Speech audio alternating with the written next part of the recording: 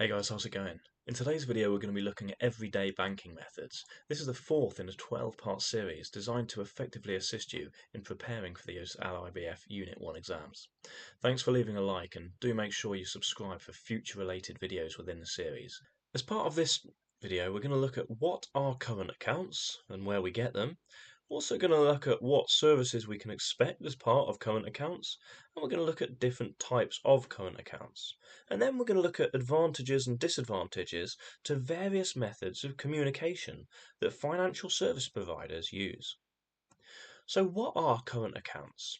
They're used for day-to-day transactions where money comes in through wages and money will go out through paying for bills, cash withdrawals, debit card transactions using checks, for example. So they are really day-to-day accounts, unlike savings accounts, which we might put in and rarely use apart from making the odd deposit or withdrawal. These are daily accounts used for common day-to-day transactions. So where can we get a current account? Well, we can get one at a bank or a building society. The major difference between these two businesses, of course, is that banks have shareholders, they have investors, and therefore they have to keep them shareholders happy. Building societies, on the other hand, are mutual organisations. They're run for the benefit of their members. An example of a bank is HSBC, whereas an example of a building society is somewhere like Nationwide. We can also get a current account from traditional branch-based or online organisations. Now, traditional branch-based organisations are things like NatWest. They have branches which we can visit, but online organisations are places like First Direct and some of the new challenger banks that we'll come on to in a future video.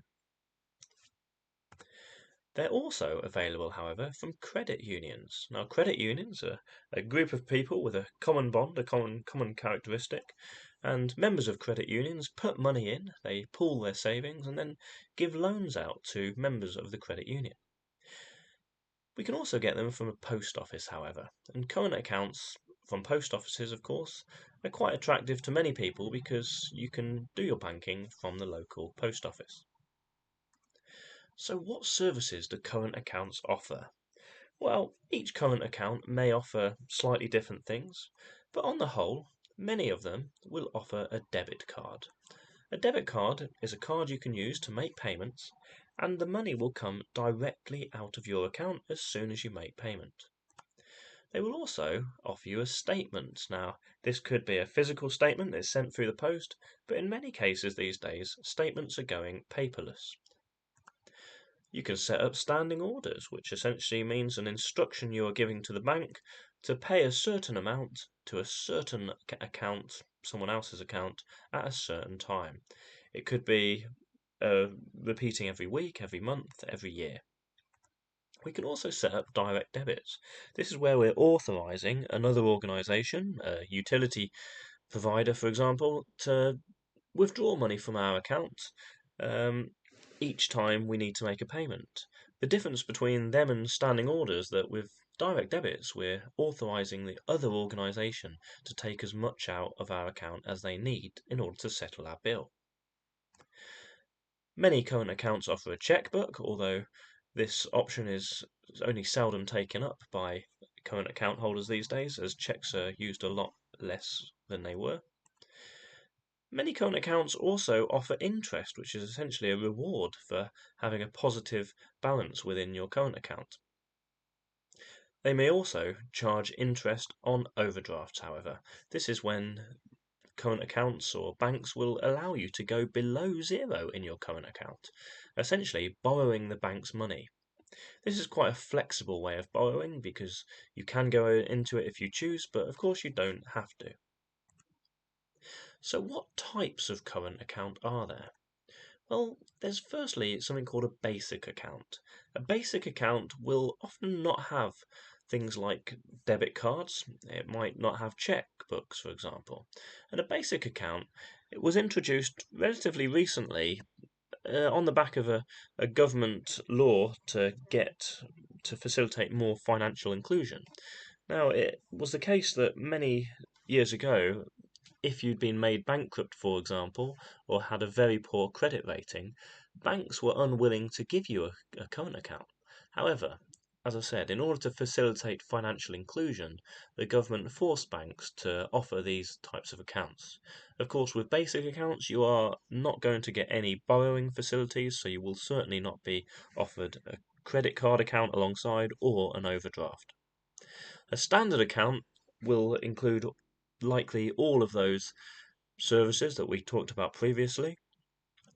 A youth account is for young people, usually below the age of 18, and therefore banks will not give them things like an overdraft. They will not give them the opportunity to borrow or spend more money than they have within their account. So once youths hit zero in their account, they will not be able to spend any more. A student account, on the other hand, is something that you might benefit from when you go to university. These types of accounts often have perks or incentives. For example, when you open a student account, you might get an interest-free overdraft during the time that you are at university. Other types of benefits you may be awarded are things like free rail cards or NUS discount cards. A joint account is a form of current account that is opened by two or more people. If a couple wants to open a current account together, for example, they can open a joint account, and that might mean that both of their salaries are paid into their account and they choose to make payments out of it jointly.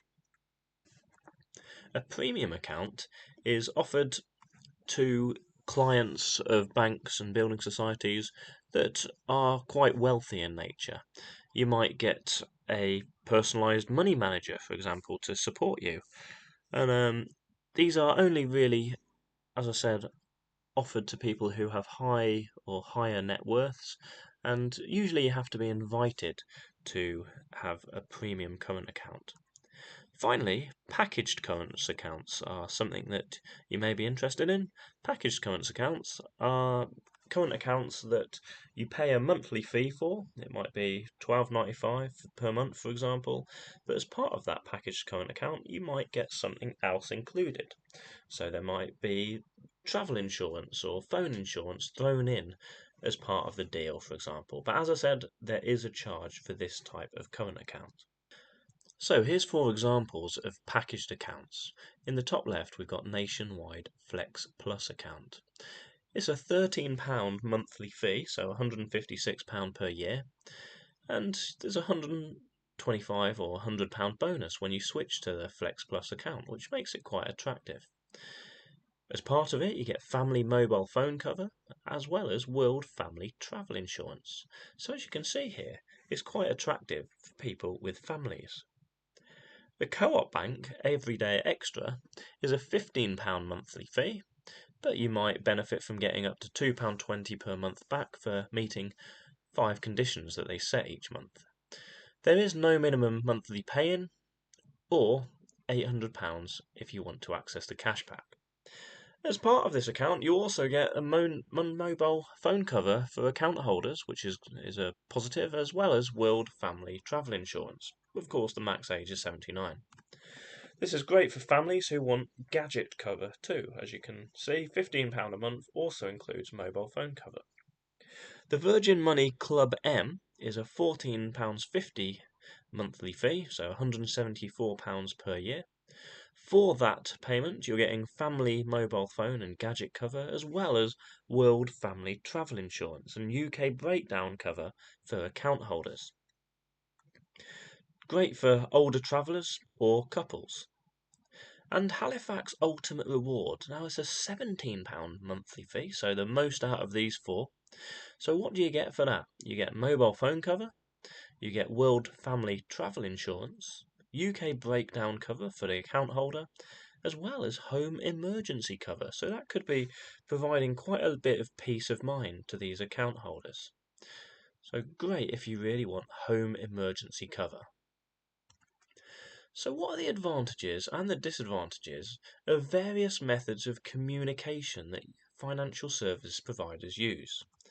Now, several financial services providers now use the internet, and we can contact them through the internet as well, which is extremely convenient to customers, but also very convenient for financial service providers. Before, many statements, for example, were sent through the post. But going paperless means that it's quick for the customer because it's emailed to them potentially, or they can check it through the app. But it's also beneficial for the financial service provider because they do not need to pay for postage. Secondly, branch banking, another way to communicate with your bank or for them to communicate with you. This is becoming less popular, and in fact, many banks and building societies are actually closing branches as they are deemed no longer needed in the internet age. However, branch banking is still used by certain demographics, potentially those who are not internet literate, um, or those who want a face-to-face meeting with a branch manager, for example, to discuss things like a mortgage or a loan. Third method is telephone banking. So if you're not internet literate, you may consider using the telephone banking. Convenient because you don't have to actually go in to visit the branch, but potentially less advantageous because, of course, you cannot see things like statements through the telephone unless you are using something like FaceTime, for example.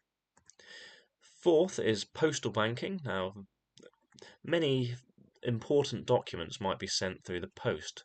It sort of lends some weighting, if you like, if something's sent through the post. So these will be things like late payment demands or reminders and things like that. They'll be sent through the post. So mainly for formal things. However, you can of course still get your statements delivered through the post as well. But you can also use postal banking to send things to your bank. Of course, that might be useful if you're unable to use the internet, the telephone, or get into a branch. However, with the post, as we know, it can potentially take quite some time for the actual post to get delivered. So it's not really suitable if your message is urgent. So, 3 multiple choice questions to double check your understanding of this topic. Firstly, which of the following best describes a packaged current account? Is it an account that offers the account holder A, an interest rate equal to the rate of inflation, B, an interest rate that is 0.5% above the rate of inflation, C, extra benefits for a monthly fee, or D, extra benefits for no monthly fee? The answer to question 1 is C. The account packages a number of insurance and non-insurance benefits with the normal current account services. Account holders pay a single monthly fee for the package. As we saw, several providers like Virgin Money, like Halifax, provide this type of account. Question 2. Which of the following were introduced in 2004 as part of the government's plans for financial inclusion? Was it A. Basic bank accounts, B. Cash ISAs, C. Payday loans, or D. 56 days interest-free on credit cards? The answer to question 2 is A. Basic bank accounts were introduced ensuring that people have access to banking services, even as we mentioned before, if they have poor credit or have been made bankrupt. Question number 3. Dirk has a packaged current account. Which of the following products is least likely to be included free with his account? Is it A. Car breakdown cover, B. House insurance, C. Mobile phone insurance, or D. Travel insurance? The answer to question 3 is B.